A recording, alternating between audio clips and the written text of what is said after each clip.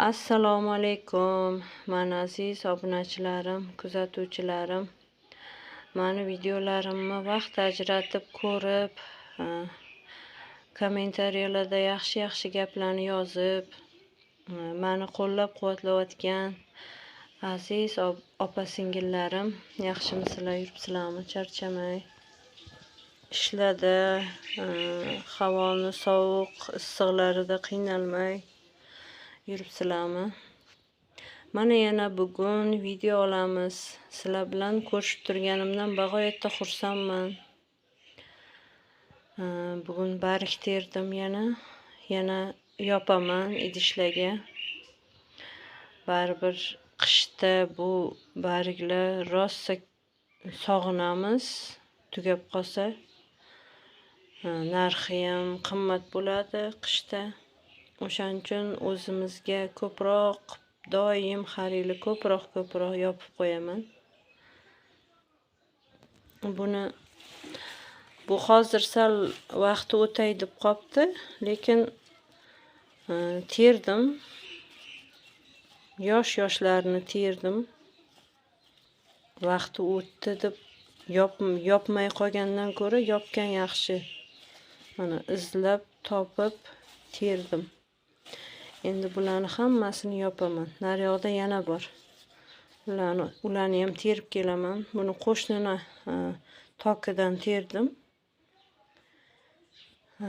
O'zimni agrotimizda ham bor. U sal qaychi bargda. O'shaning uchun ularniki dumaloq bo'lgani uchun o'sha yerdan ko'p olaman. Agrodda ham bor. Bu yerdan ham saralab olib terib olaman. Qishga tayyorlab qo'yaman doim.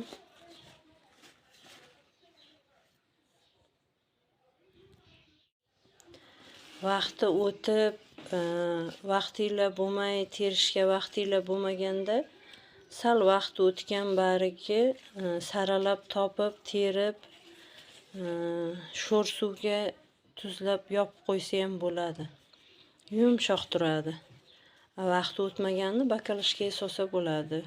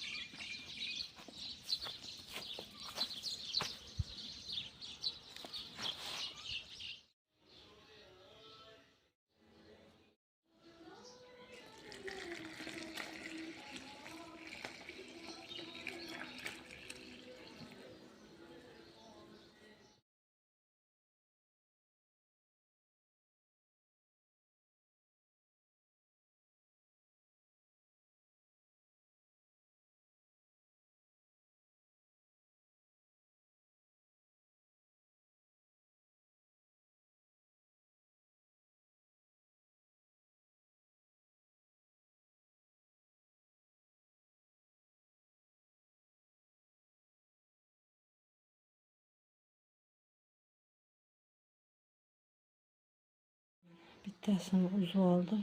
Endi hammasini birin-ketirlikda qizarganini olib uzib olamiz.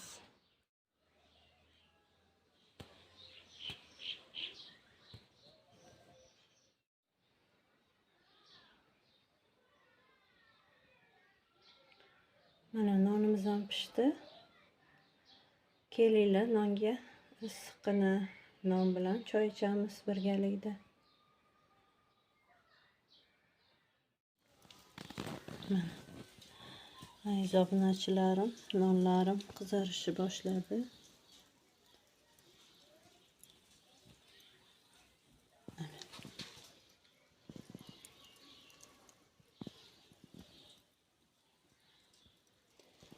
Bu tarafı tandirim ko'chib tushdi. Endi tandirga boshqa tandirni buzib boshqa quramiz. Xudo xohlasa. Hozircha chekkasiga yopib turibman. Tepadagi nonim qizarib ketdi.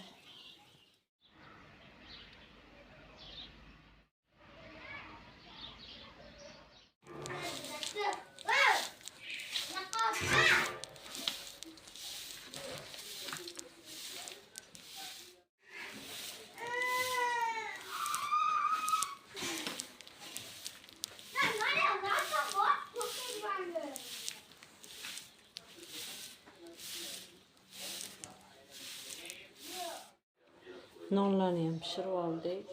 Endi kechki ovqatimiz do'lma, keyin xonim pishiraman.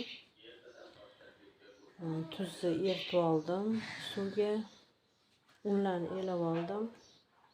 Endi boshlaymiz ishimizni. Bismillahirrohmanirrohim. Kichkinagina xamircha tayyorlab olamiz. Ixchamgina qilib.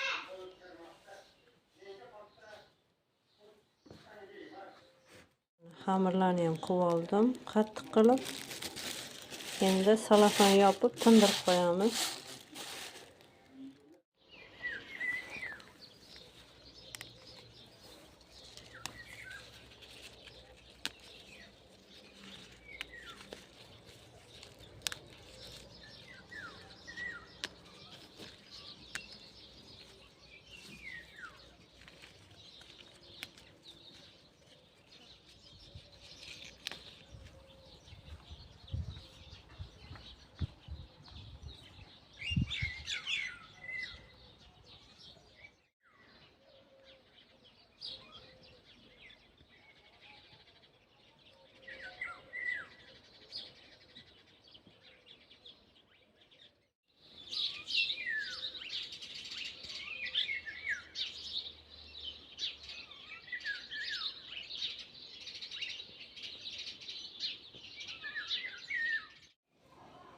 Do'lma bilan xonimga piyozlarni tozalab, to'g'rab olamiz, yuvib.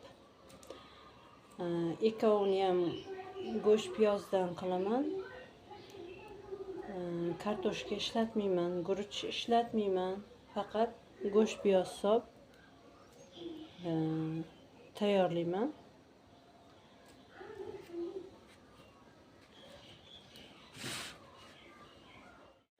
Mana piyozlarni ham tozalab oldim. Endi yuvib to'g'rab olamiz. Mana piyozlarimizni ham to'g'rab oldik. Endi idishga solib olamiz. Keyin go'shtimizni to'g'rab olamiz maydalab.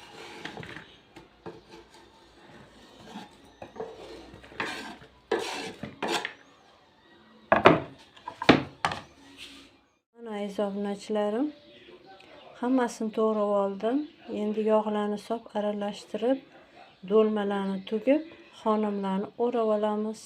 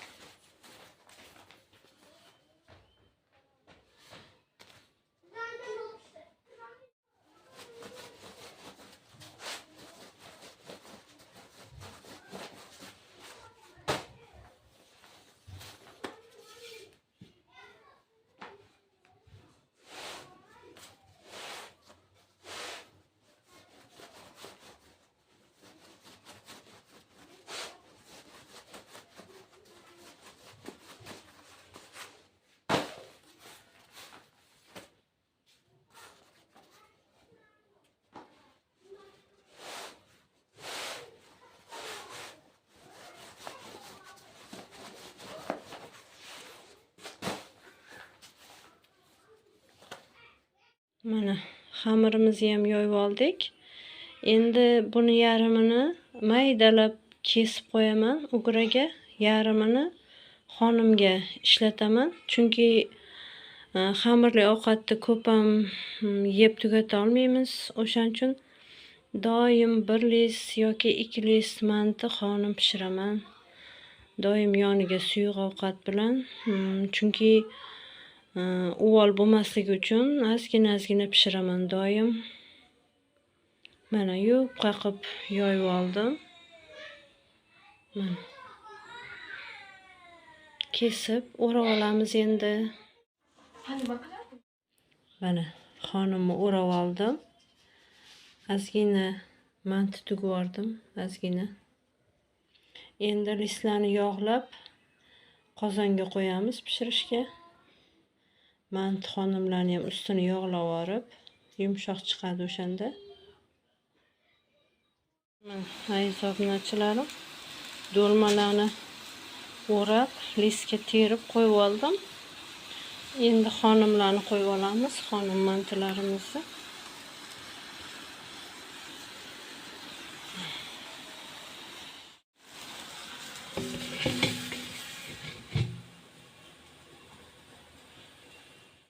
O'ttiz minutdan keyin ochib idishlarga solib olamiz. Chunki ichida go'sht piyozligi uchun kartoshka yoki guruch solinganda 45 minutda pishardi. Go'sht piyozligi uchun piyoz tez pishadi. O'shaning uchun 30 minutda olamiz. Mana xonimlarimiz ham pishdi, do'lmalarimiz ham pishdi. Hammaga yoqimli ishtaha.